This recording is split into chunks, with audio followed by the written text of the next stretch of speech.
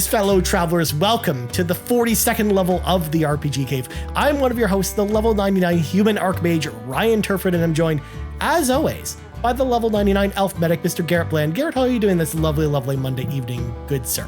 I'm doing good. I made this this potion, aka water, carbonated water seltzer for my soda stream. My apothecary potion mix. Okay, I think I'm good with this bit. I think I'm done. How about you, Ryan? I mean, I thought we had enough of crafting stuff last week, Garret. We had to bring the alchemy back into it. Whereas I'm just drinking, normal old tap water out of my Captain Marvel glass. So, and that's awesome. I mean, and to be fair, I'm all Captain Marveled out today, apparently, because I'm also wearing my Captain Marvel Funko t-shirt as well. So I'm just like, I'm all about Captain Marvel today, apparently, for some reason. It wasn't planned. It just happened that way. But before we get into the show, let's clear the dungeon of the pesky mobs. But before we do that, obviously, this episode comes out after Yumi Capri Day, literally the day after, or it will actually be out for patrons the same day as Yumi Capri Day. But for folks that tuned into Yumi Capri Day, you realize, oh, it wasn't actually Yumi Capri Day after all. It was, in fact, Carpool Gaming Day. Woo! We, of course, announced, for anyone who missed the announcement, of course, who just listens to this show, we are now Carpool Gaming instead of Yumi Capri again. We wanted to come up with a name that meant more to, what this brand actually was, because we're all about community and we're all about gaming, and we wanted it to kind of, center around that. Plus, we got, cars themed for a lot of the shows. So it all makes sense. Except for this one. This is the one about a cave. Well, you never know. Cars can drive into caves. Exactly. The cars are going to the cave. All three platforms going to the RPG cave. That's in fact, one of the most famous cars in all of pop culture, Garret, lives in a cave, the Batmobile. So there's that. Batmobile, of course. Yeah. I mean, to be fair, there's no Batman RPG, but we got there. We got there when we thought about it. I wish we had one. But anyways. So anyways, if you missed that day, there's some cool stuff that comes along with that, of course, and we'll talk about it here real quick. So number one, if you want to support the show, there's a number of awesome ways to do that. Number one, you can subscribe to us on your podcast feed of choice. Even though we have this big change, we're still on all the same podcast feeds that you found us on before. So Apple Podcasts, Google Play, Spotify, Amazon Music, pretty much everywhere you find podcasts. So check us out there. Make sure you hit that subscribe button. Also, if you're watching us on YouTube, of course, make sure to hit the like button. Maybe, subscribe to our YouTube channel. Maybe write a comment about what you think about NIS and what some of your favorite NIS games are. Also, if you want to do the extra cool, hit that dingle dangle, that ding, ding, ding, the bell for some extra notifications. If you want to be notified when our videos goes live. But now our new YouTube channel, youtube.com/carpool gaming is where you actually find the RPG Cave now. But again, Same great taste, but different flavor. That's the only thing that's going on. Different flavor. Okay. Sounds good. Also, Patreon is also around. We've still got some amazing Patreon perks. We announced a bunch of new Patreon perks today during Yumi Capri Day. In the future, of course, now at the time we're recording this, we haven't actually finalized all that stuff. But there's a lot of cool stuff over there. So heading over to Patreon, patreon.com/carpool gaming is where you do that. And if you want early access to this and all of our shows, and again, we got some cool new perks, including some merch perks as well. So check us out over on the Patreon as well. And then last but not least, this is brand new to the show. So I'm very excited that we can finally talk about this, Garret, that we've been working on for a while. We have a merch store. I can't give you the exact link just by saying it because we haven't actually finalized it at the time this is recording. But if you go in the show notes or the description of the video, I'll have the link pasted there to the merch store where we have merch for across all of the Carpool Gaming shirts, as well as our logo and our new mascot, Bobby. He's super adorable. He's a ray of sunshine. So definitely check out our merch there. But Garret, more importantly, we finally have an RPG Cave shirt. On the merch store. You can go check that out there as well. It looks pretty awesome. I can't wait to get mine because I've actually totally ordered one for myself. So because I think it looks pretty awesome. So check it out there. Again, you can get it in a multitude of different colors, but the black is the way to go because then, the logo is, the black logo that you see on all the podcast feeds. But and you can get any color you want. So check us out there on the merch store, designed by the incredible Console Kato. We love her very much and have to thank her for putting together an amazing merch store. So check us out there at the link in the show notes. But enough about all that. We're 5 minutes into the show, Garret. We haven't even started talking about RPGs yet. So it's time to read from the sacred texts because we have a pretty cool show this week because I'm actually pretty excited to talk about this one. Because this is a company that's like, in all my time of working in, amateur, like kind of like enthusiast press anyways, like working in podcasting essentially, because I've been podcasting since 2014. Like I can't believe looking at the calendar now, it's been almost 10 years since I started podcasting. And the one company that's always been consistently very supportive of me and my work, and then now our work here over in Carpool Gaming, is NIS, which is the company we're going to talk about today. So I'm very excited to finally talk about NIS on the show. They've been a long time kind of steward in the RPG scene. In fact, you might not realize how many games they've actually made, and we're going to talk about that in kind of fun facts. But let's get into things, of course, with some fun facts, because we're going to talk all about NIS today. So first off, NIS, what does it stand for? What do we mean when we say NIS? That stands for Nippon Ichi Software. They were actually founded. That's it. Yeah. Yeah. They were founded in September of 1991 is when they come together. In fact, last year they celebrated their 30th anniversary, and they had a whole bunch of big game releases to celebrate last year, which was pretty awesome to see. But when they originally formed, they were not NIS. They actually originally formed under the name Prism Kikaku. Okay. I think is how you say it.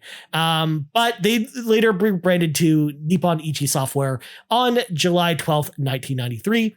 Their very first game, believe it or not, Garrett, was a Super Nintendo puzzle game called Pieces, which was a puzzle game about puzzle pieces going on an adventure, which was kind of weird. It had some weird box art. But it was actually released in North America in December of 1994. And it was originally published by Atlas in North America, which is funny to think about, because when I talk about the history of NIS, it kind of went in the opposite direction. But it's just funny to think that Atlas published one of their games, because Atlas is, for folks that don't know, has been around since like, the mid 80s. They worked on a whole bunch of NES games and stuff like that. And this was around the time when Atlas was publishing a lot of stuff. Because Atlas was known as a big publisher before, Sega bought them. We'll probably tell the story about Atlas one day on this show. But it was cool to see that NIS started there. But during the PlayStation 1 and PlayStation 2 era, which is pretty much all the games that came after that, they were really a big developer. They weren't really a publisher at the time, whereas we kind of know them today as. But they mostly published a bunch of, Japanese only titles at the time. So we didn't see a lot of these, North American NIS games here in North America. And if we did, they were in such low quantities that they're now super rare and expensive when you look up NIS games now from North America during that era. But essentially, the very first time they actually started to transition to publishing games was in 2005 with the title Ellen no Aesria, The Spirit of Eternity's Sword, which was from a company called Ooze with an X. I mean, it sounds kind of weird to pronounce it that way, but that's just how it's pronounced. And then from there, they transitioned to kind of developing some of their own games, but mostly being a publisher. Like that was kind of the role that they had assumed from there, which is, again, kind of how we think about NIS nowadays, where if you look at NIS portfolio, it's like 90% of titles that they publish and then maybe 10% of stuff that they develop themselves, essentially. Yeah. And then during this time frame, they wanted to increase their stake in North America and kind of bring more games here and kind of localize more games. So in 2003, they actually founded NIS America, which we are actually quite familiar with because we work with them all the time on, reviews and stuff like that. And they've been around ever since. They've been, kind of a pillar on kind of localizing a lot of these games that honestly, if they didn't have found this North American branch, I don't know if we would get nearly as many of these NIS games here in North America. So I think they do pretty good work over there at NIS America, and they're definitely cool dudes to talk to over there. So you can always go check them out on Twitter and whatnot. But during their lifetime, Garrett, we got to talk about how many games NIS made. So I want you to guess before I tell you the total. So first off, I split these up into two different totals. One including all the like one with no remakes or ports or mobile games, and then one number that's all the phone games and ports and remakes. So Garrett, take a guess. How many games do you think NIS did that are not, ports and remakes of games? So you're saying they developed themselves, not published? Oh, no. I included because it would have taken way too long for me to go through it if I separated them. Separate those. So developed and published since their founding in 1991. Oh my goodness. It must be in the... Okay, without mobiles and ports or whatever, I'm gonna say like I'm gonna stick with like 67, 68 games. Well, okay, that's much smaller. That's cute. Okay, is it double that? Yeah, it is double that. Okay, It's 121 games. 121 games. Okay, cool. And that's without the ports. Games, and that's without the ports. Mobile games and goodness. Since 1991. That's a lot of games. Since 1991. Yeah, that is a lot of games. All right, including everything. I'm gonna guess at least 200. It's a lower number that you'd probably think. It's 167. Okay. Gotcha. So again, not as crazy, but still it's a lot. I mean, again, that's basically an average of 4 games a year since 1991. I can believe that.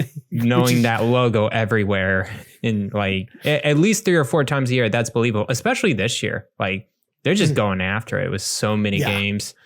In fact, I think one of their most prosperous years was like 2020, where I think they published like 12 or 13 games that year. And then they developed 2 on their own. So it's just like, goodness, they're crazy to think about. In fact, Garrett, I don't know if you knew this, but NIS actually holds a Guinness World Record for the company that has released the most strategy RPGs, period. It's in fact, they were awarded this honor in 2012 by the Guinness World Records folks, and they have not lost that title since then. So they've actually released the most. That's kind of crazy. Yeah, they've released the most strategy RPGs of any company since 2012, which is just mind-boggling to think about. That's kind of crazy when you think about how many of those games actually come out.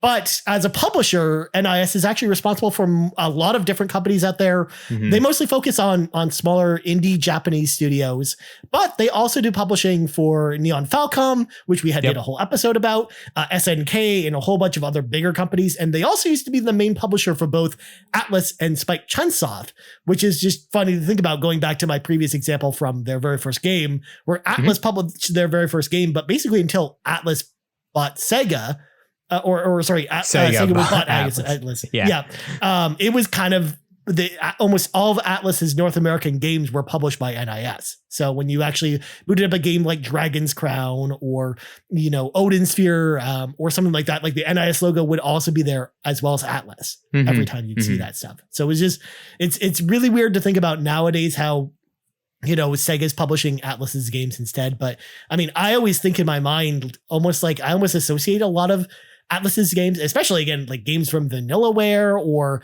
Persona Studio with NIS, even though again, they're not actually publishing those games now, or even stuff like Danganronpa as well from Spike Chunsoft or AI the Somnium Files, which I know are not RPGs, but they like NIS published all those as well. So they published a lot of stuff outside of just the RPG realm.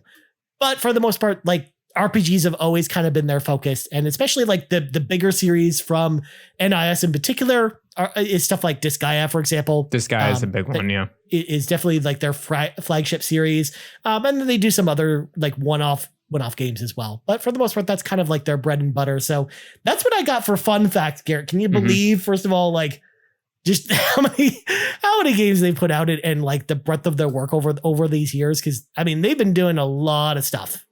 They've been going after it, man. There's a lot of games. I'm just going through their games list right now for like the past like 3 years or something. And it's a ton. Yeah, as you said, it's like it's from smaller Japanese publishers. You got Little Town Hero in here, which was from Game Freak, the makers of Pokemon. So like a lot of these Japanese developers, like, if they want to publish out in the West, I think NIS is a go-to, right? You got like, I think of big Japanese publishers. I think of Square Enix first. I think of Capcom. I think of Bandai Namco, Sega, kind of in there. But then NIS is like the next one. And it's really cool to see them bringing a lot of these games over. Ys is a big one too. They've been publishing that as well. Same with the Trails of series, like the Legend of Heroes series as well. Like they've been publishing all of those games too for Neon Falcom. They got, the Disgaea series, and of course they do fresh remakes of those quite a bit, and a lot of SKUs of that too. I know Disgaea 6 Complete Edition is I think it's being released really soon. Like it's coming out on PlayStation 4 pretty soon. Yeah. Which I'm very excited to actually finally play, because I actually did a review of Disgaea 6 last year on this podcast, because they only released the Switch version in North America, and it did not run very well, but it was a really cool game. So I've been excited to maybe check out the PlayStation 4 version, because I like the Switch game, but I just, the performance in that game is not good. Like, it's not well optimized on that console. So I'm excited to see what the PlayStation 4 game version of that game actually really looks like. But yeah, they've definitely got that coming up soon. As well as, again, they've got that Trails of game that's coming out later this year.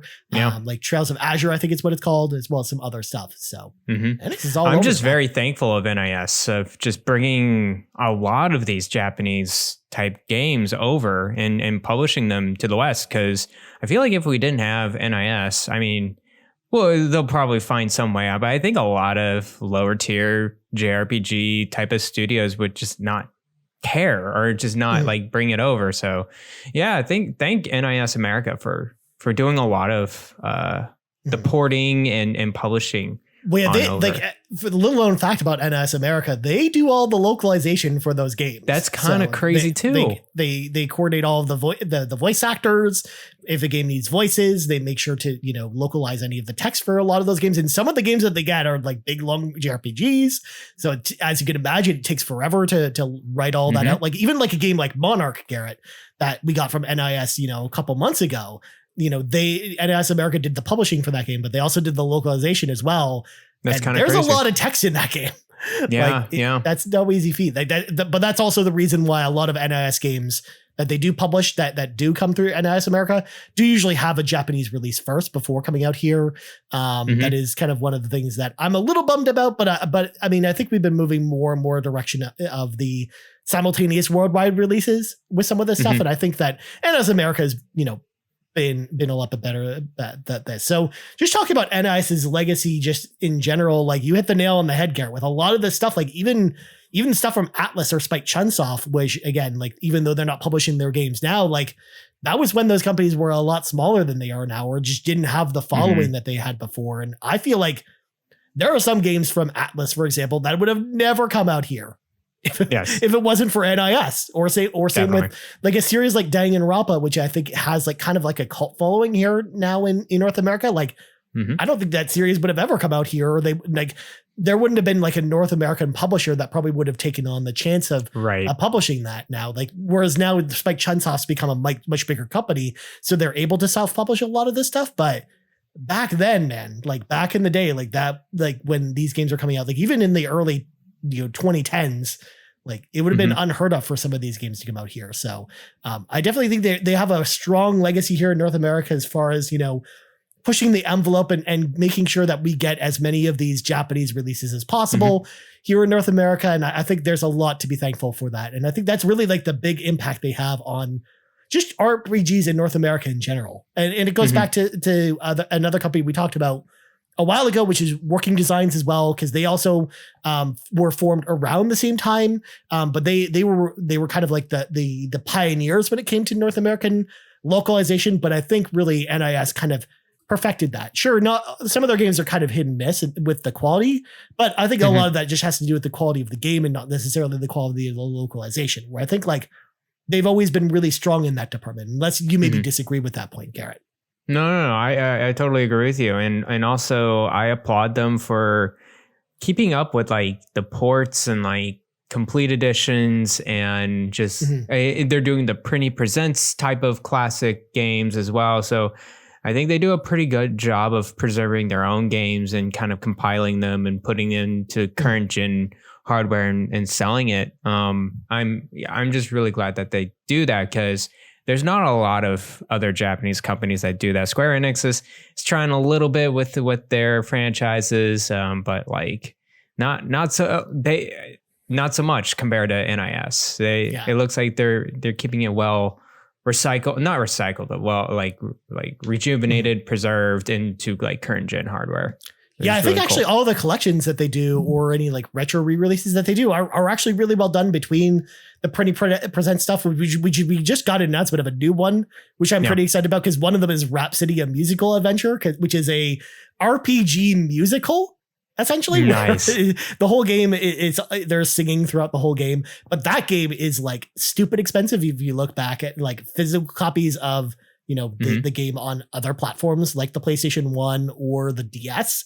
Like that's not a cheap game, so I'm very glad that they do stuff like that. But they also do like good third party collections as well. They helped work on the SNK 30th anniversary collection, which I know that not everyone loved all the games that are in there, but I think they did a great job with like helping with that collection and porting that over. And I think that, their work there did really well with that, as well as the Disgaea re-releases. I think they're really good about also like cramming a bunch of extra content whenever they do those extra re-releases, or even when I think I also reviewed the Prinny games as well when they came to Switch. And I think they did a really good job with that too, as well. Like the Prinny games from the PSP, which was like an offshoot of the Disgaea series.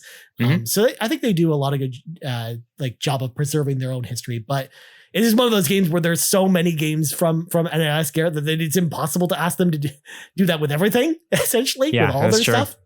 But I'm glad they're selecting kind of like the most important titles and kind of bringing them forward, or the ones that make sense for those types of remakes. And again, especially after, playing a game like Chrono Cross this week, where kind of Square Enix did not do a very good job of that port. In fact, we'll be talking about that on kind of a future episode of the RPG Cave. But man, seeing that in contrast to some of NIS's ports, I think it's like almost like a night and day difference, which is pretty cool.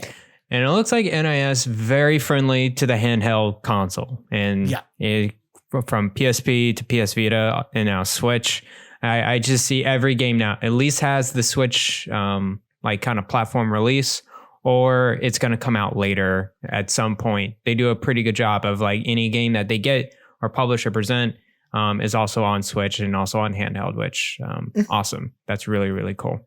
Yeah, and they did a lot of stuff during the 3DS days as well. And like you 3DS, yeah, I mean, and they brought a lot of those forward as well, like Alliance Alive and some other stuff. So they, again, going back to the game preservation thing, like they do a lot of, ports and remakes of their previous titles, but I think it's good that they do that. Cause again, you can carry a lot of those games with you, and especially getting those games into the Switch ecosystem, which hopefully, Nintendo allows you to play those backwards compatible whenever the next Switch comes out.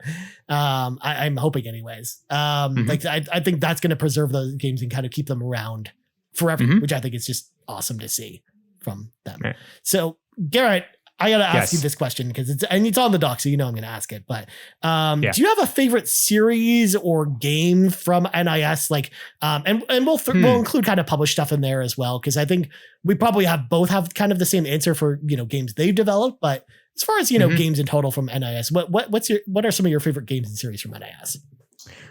So like looking through here, I just can't believe the games that they were actually involved publishing it. I mean, I knew Disgaea, of course. I recently played a game last year called Void Terrarium. Very, very good on Switch. So that's not a series, but it's a game developed by NIS, and it's like a crafting game. And so you kind of like go out in like this kind of dungeon crawling type of area, and then you grab different parts or whatever and go back to your hub and like kind of like try to revive your robot there. I think it was pretty good. I did play the first installment of Fallen Legion on Vita, and that one was pretty good up until the end. It didn't run that great on Vita, to be honest with you. But the most of the game was really, really cool, and that is very cool. It's like action time combat RPG where he's like, okay, got a prompt and press the button and like slash the enemy. It was pretty good, pretty well done. You got Trails of Cold Steel, man. You got Yeast series. These are the games I need to get into. Man, other than that, there's a lot of just, they do a lot of one-offs. Disgaea series, of course. Alliance Alive is one I played on 3DS, I mentioned before. I didn't care for it too much, but I know a lot of people do like that. But yeah, I mean, I think that's pretty much it on my end, at least more recently for the past few years. And then, yeah, that's pretty much it. What about you, Ryan? Yeah, I mean, going back to the PlayStation 2 era, because I've played a lot of, older games from NIS. In fact, the very first NIS game I played was Disgaea Hour of Darkness, because I had heard, I was really looking in looking for more strategy RPGs, because I was really getting into them at the time, because it came out in 2001, and when I first got my PS2, I was looking for a lot of those games. And a friend recommended to me Disgaea Hour of Darkness, because I had heard a lot of cool things about it, where it was kind of like this goofy kind of, strategy RPG take. And I thought that sounded really cool. So that was what I got into. But then later on, another PlayStation 2 game that I really like from NIS is actually Lapicel Tactics, which I think is based off another RPG series, but it's also like a tactical role-playing game in the same way as, a Disgaea, but it's, less goofy than something like Disgaea. So that's a game that I really enjoyed on the PlayStation 2. And then also a game, just moving to modern games, the remakes of Landgressor, I think, are actually really good. Landgressor 1 and 2 on the Switch. And again, more strategy RPGs. I mean, yeah, again, just something to think about. It's one of my favorite genres. So of course I'm going to, steer in that direction. And I think that game is really well done. The only thing that I don't love about it is sometimes the battles, especially the harder ones, just take forever because you have a bajillion units on the map. Right. Sometimes. So it is one of those, strategy RPGs, actually kind of similar to a game like Triangle Strategy, where I find like sometimes Triangle Strategy does that to you as well. But oh, really? Yeah. Landgressor 1 and 2, I think, is actually like a really good port on Switch. And especially because those games came out on the Genesis, and I'm glad NIS actually took the time to kind of, re-release those and kind of bring them to North America. And another one as well that's also on Switch that got ported pretty recently is God Wars Future Past. Which is developed by Katakawa Games. And it's another strategy RPG, but it's like focused around kind of like Japanese mythology and stuff. So it's a game I really enjoyed a lot. And I think the Switch version, which is the complete version, which has all the DLC, is like a really good port of that game, but it's also available on Vita. And I think that's also a pretty good version to play as well. So there's that. But a lot of my favorite series from NIS also were past ones. I mean, it's impossible for me not to at least mention Danganronpa here, which is one of my like favorite modern, game series. Again, non-RPG, but I love the Danganronpa series so much, to the point where, I like NIS in particular, I just so closely associate with that, because we haven't had a Danganronpa release come out since, Spike Chunsoft basically bought the right, like took the rights back from NIS, after they kind of delisted and relisted the games. We haven't had a new release in that series since then. So I closely associate that series with NIS in a lot of ways.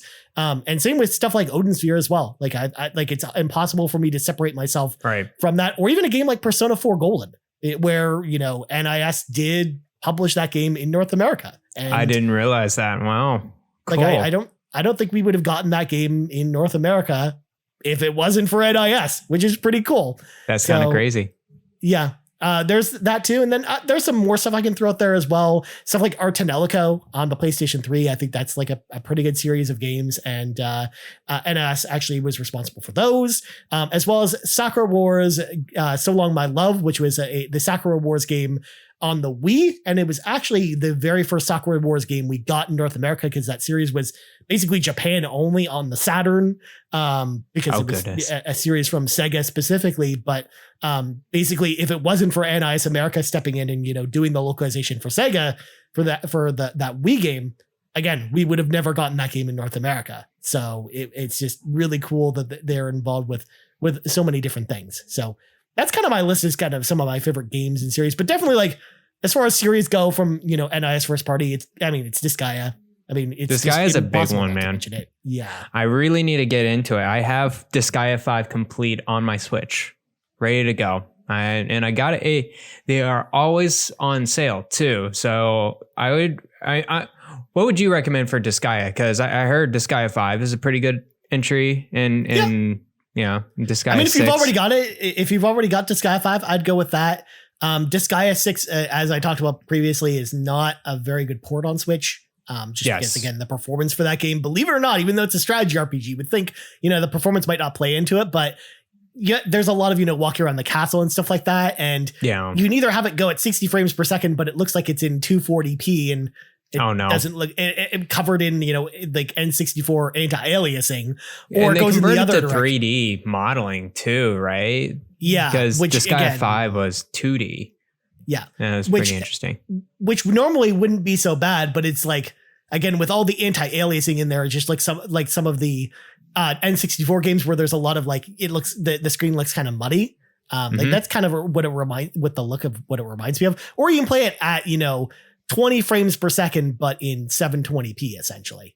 So it's goodness. Like, take your pick as to which one you'd prefer between the two of those. So I think that, Disgaea 5, if you've got a Switch, that's the place to start. Otherwise, if you've got a PlayStation 4, honestly, I would start with Disgaea 6 complete when it comes out. I think that's going to be a really good package. Or if you want to get some of the games for cheap, because they do go on sale all the time, I would play, Disgaea 4 or Disgaea 5. I think they're both really good games as well. In fact, really the only one that didn't really hit for me super well was Disgaea 3. I just think that one's just okay. But the first two I will always love from the bottom of my heart. And they're actually on PlayStation PC. Now. PlayStation Now. Wow.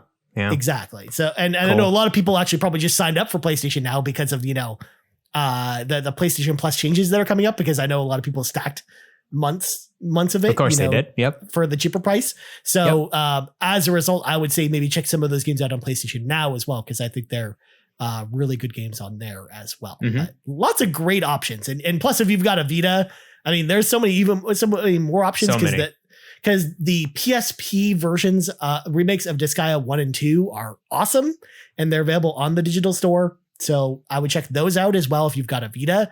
I think they're actually better ports than, the versions that we have available on PlayStation Now or PC. So maybe go in that direction as well. But yeah, it's a crazy series to kind of ask where to start with, because, I mean, again, the stories don't really matter. It's very goofy and they don't really tie into each other too much. So it almost doesn't matter where you start.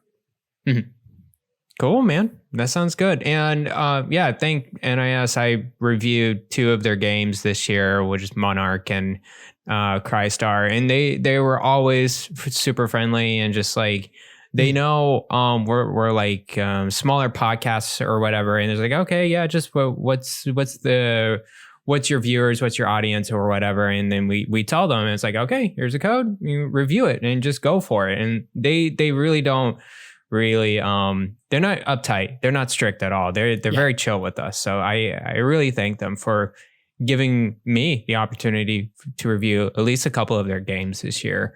Crystar, it's a good game if you want to like a mindless action RPG, that's a perfect one, and it runs great on Switch. I was very surprised how well it ran. So and then of course we talked about Monarch, their other release this year, to death on the Monarch episode.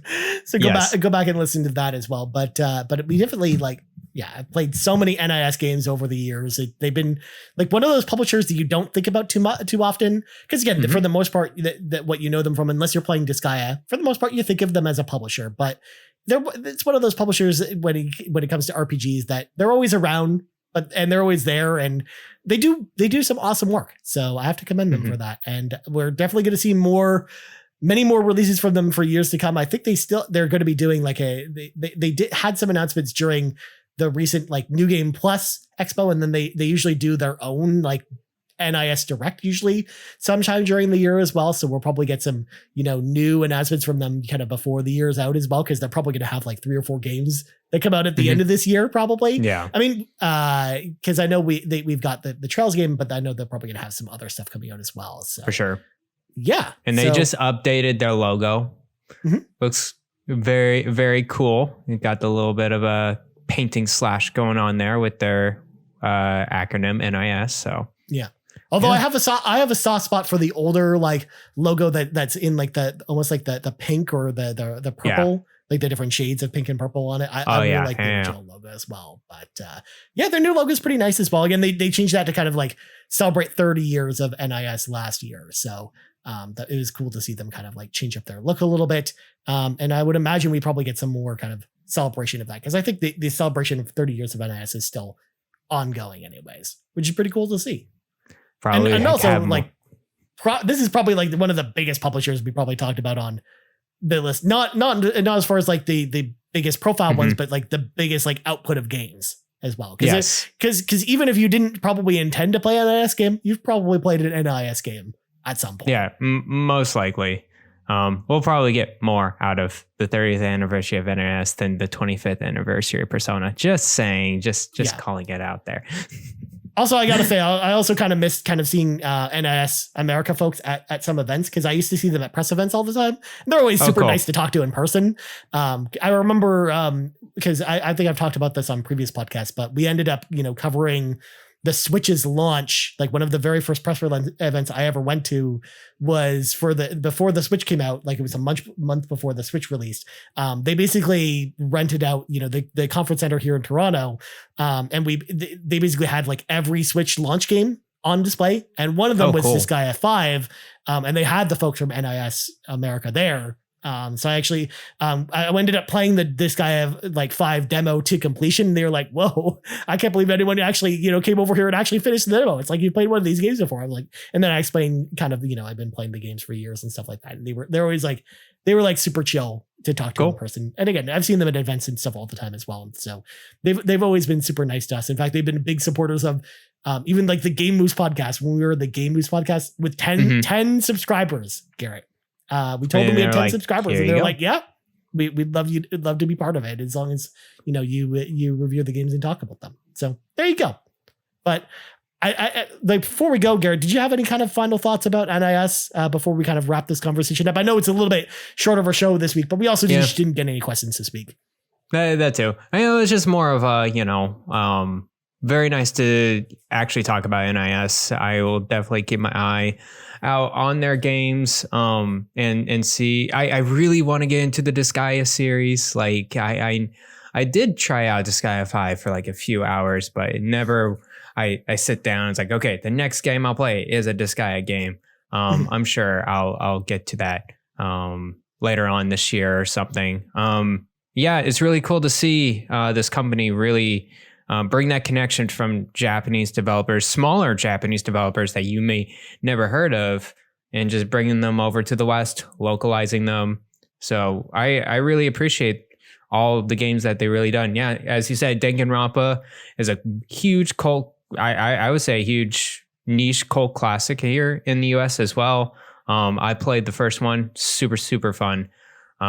So yeah, thank you, NIS, for all that you do, and just keep at it. I'm sure you just do a good job.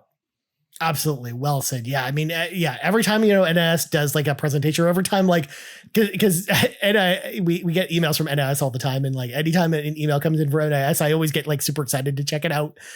Because I always get excited to check out some of their releases. Because again, it's like, if you ever wanted to kind of see what the Japanese indie game scene is, a lot of times, like, it filters through NIS. So, a lot of times they publish games that like, there are like that you would normally never see, like some ideas at like major publishers and stuff like that. So if you're ever looking for like unique games and stuff like that, like I encourage you, the dear listener or viewer, to go seek out NIS if you have, if you're not too familiar with them, because I think they do some pretty awesome work. And again, like I said, the games aren't always, slam dunks every single time, but I do think that that they do the best they can. And they for the most part, they're really bringing these games that we would not normally have, thought about or really seen otherwise to our eyes. And I love seeing that. So definitely check out some of their stuff. We're going to have the Nintendo, PlayStation, and Xbox Drive driving on in, and we're all just going to hang out in the RPG cave and couch co-op. My God. Yes.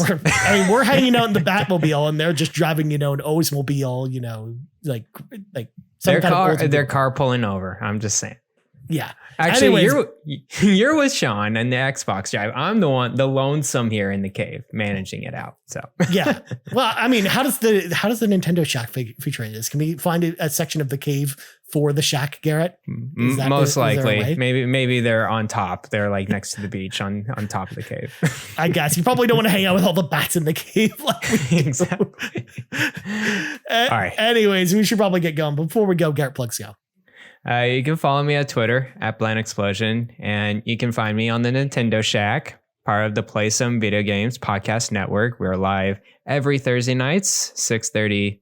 It's that's Pacific. Yep, 9:30 Eastern time. I still got to think about that because you never know. We might have some listeners in the Pacific time zone, Garrett. So it works out. That's true. Twitch.tv/PSVG. And you can find it on all podcast services too, including Spotify, Apple, Google, Amazon, all that good stuff. Or what we say in the business, podcast services around the globe. Around the globe. For me, you can find me on Twitter at Ryan Turford. You can find us on Twitter at Carpool Gaming. You can find us on YouTube at youtube.com/Carpool Gaming, as well as on podcast services around the globe. So for Garrett Bland, I'm Ryan Turford. This has been level 42 of the RPG Cave, and we're out. Bye-bye. The RPG Cave's mana is powered by patrons over at patreon.com/Carpool Gaming. And one way to say thank you to our almost 90 patrons, starting off with our ultimate producers, mostly Martinez, Dano, Emily O'Kelly, Dallas Ford, Trucker Sloth, Jonathan Brown, the man behind the music on the Xbox Drive and the Nintendo Drive. You can check out his new album, In My Element. Drew Agnew, Lee Navarro, the fearless leader of the Phoenix Overdrive Extra Life team.